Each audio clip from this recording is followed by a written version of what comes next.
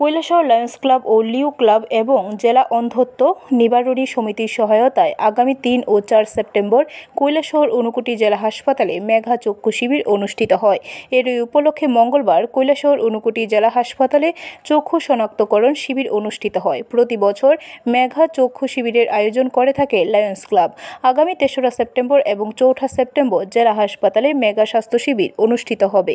উক্ত মেগা চক্ষু শিবিরকে সামনে রেখে চলতি মাসের 22 তারিখ থেকে ঊনকোটি জেলার বিভিন্ন স্বাস্থ্যকেন্দ্রে চক্ষু শনাক্তকরণ শিবির ধারাবাহিকভাবে করে যাচ্ছে লায়ন্স ক্লাব।